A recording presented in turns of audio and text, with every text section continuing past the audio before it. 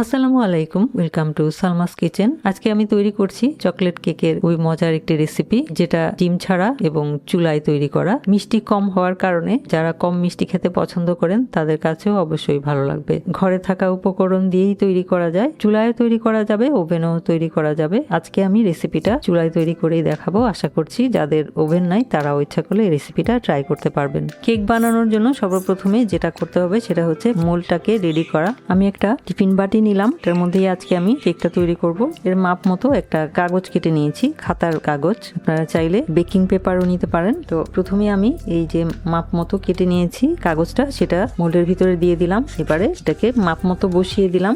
তারপর এর মধ্যে তেল ব্রাশ করে দিব নিচে এবং চারপাশে, যাতে কেকটা মোল্ড আউট করতে সুবিধা হয়। মোলটাকে রেডি করে নিলাম। এবারে একটা বড় মিক্সিং বোল নিলাম, এর মধ্যে দিয়ে দিব আধা কাপ পরিমাণ টক দই, সেই সাথে দিয়ে দিব আধা কাপ পরিমাণ চিনি, একই সাথে দিয়ে দিব আধা কাপ পরিমাণ তরল দুধ এবং দিয়ে দিব 2 চিমটি পরিমাণ লবণ। এবার এই সবগুলো উপকরণ একসাথে মিলিয়ে নিব যাতে চিনিটা গলে যায়। চিনিটা গলে যাওয়া পর্যন্ত নেড়েচেড়ে মিশ্রণটাকে মিলিয়ে নিতে হবে, কারণ যে কোনো কেকের ক্ষেত্রে চিনি গলাটা খুবই জরুরি। তা না হলে কেকটা কিন্তু সুন্দর মতো ফুলবে না এবং স্পঞ্জি হবে না। চিনিটা গলে যাওয়া পর্যন্ত মিশ্রণটাকে মিলিয়ে নিলাম। এবারে যোগ করব শুকনো উপকরণ। একটা ছাঁকনির মধ্যে নিয়ে নিব 1 কাপ পরিমাণ ময়দা, 4 টেবিল চামচ পরিমাণ কোকো পাউডার অর্থাৎ 1/3 কাপ পরিমাণ কোকো পাউডার, 1 চা চামচ পরিমাণ বেকিং পাউডার, 1 চা চামচের 3 ভাগের 1 ভাগ পরিমাণ বেকিং সোডা, 2 টেবিল চামচ পরিমাণ কর্নফ্লাওয়ার, 2 টেবিল চামচ পরিমাণ গুঁড়া দুধ।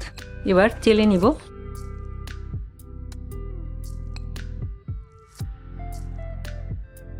এবারে আলতো হাতে মিলিয়ে নিব। শুকনো উপকরণগুলো তরল উপকরণের সাথে মিলিয়ে নিলাম। এ পর্যায়ে যোগ করব আধা কাপ পরিমাণ সয়াবিন তেল। তেলটা এবার মিলিয়ে নিব।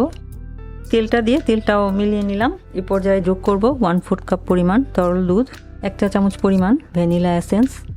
মিলিয়ে নিব, কারণ মিটারটা আমার কাছে একটু ঘন মনে হচ্ছে, তাই 1/4 কাপ পরিমাণ দুধ যোগ করলাম। দুধ আর ভ্যানিলা এসেন্সটা মিলিয়ে নিব।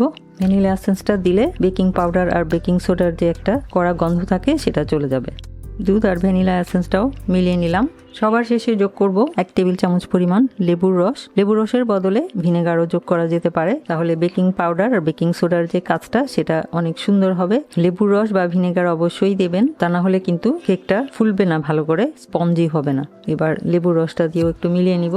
সবকিছু মিলানো হয়ে গেল। কেকের ব্যাটারটা একদম পারফেক্ট আছে। এই যে ভাজে ভাজে পড়ছে, যখনই দেখা যাবে যে কেকের ব্যাটারটা এরকম ভাজে ভাজে পড়ছে, তখনই বোঝা যাবে যে একদম পারফেক্ট একটা কেকের ব্যাটার হয়ে গেছে। এবারে আমি তৈরি করে রাখা মোল্ডের ভিতরে কেকের এই ব্যাটারটা দিয়ে দিব।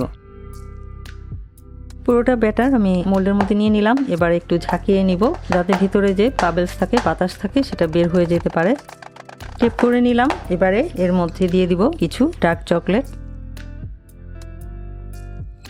উপরে ডার্ক চকলেট দিয়ে দিলাম। এবারে চলে যাব চুলায়। আজকে আমি কেকটা চুলায় বেক করব। চুলায় আমি একটা কড়াই 5 মিনিট প্রিহিট করে নিয়েছি। এবার এর মধ্যে দিয়ে দিব খাতার কাগজ, এ পাশে একটা আর এ পাশে একটা। এর মধ্যে একটা স্ট্যান্ড বাঁকা করে এর মধ্যে দিয়ে দিলাম মোল্ডটা। এবার ঢাকনা দিয়ে একদম লো আঁচে বেক করে নিব 1 ঘন্টা। ফিরে আসছি 1 ঘন্টা পর। প্রায় 1 ঘন্টা পর আমি চেক করে দেখব হয়েছে কিনা। একটা শাসলিকের কাঠি দিয়ে চেক করে দিব। কাঠিটা একদম পরিষ্কার এসেছে, তার মানে কেকটা একদম হয়ে গেছে। এবার এই কেকটা মোটামুটি ঠান্ডা হয়ে যাওয়া পর্যন্ত অপেক্ষা করব। ফিরে এলাম কেকটা ঠান্ডা হওয়ার পর। এবারে চারপাশ থেকে একটু ছুরি দিয়ে ছাড়িয়ে নিব মোল্ড আউট করার জন্য। ছাড়িয়ে নিলাম। এবারে কেকটাকে উল্টিয়ে নিব। আমি একটা ভেজিটেবল কাটিং বোর্ডের মধ্যে উল্টিয়ে নিব। এবার কাগজটা খুলে নিব। এবার কেকটাকে উল্টিয়ে সোজা করে নিলাম। এখন এটাকে কেটে নিলে হয়ে যাবে।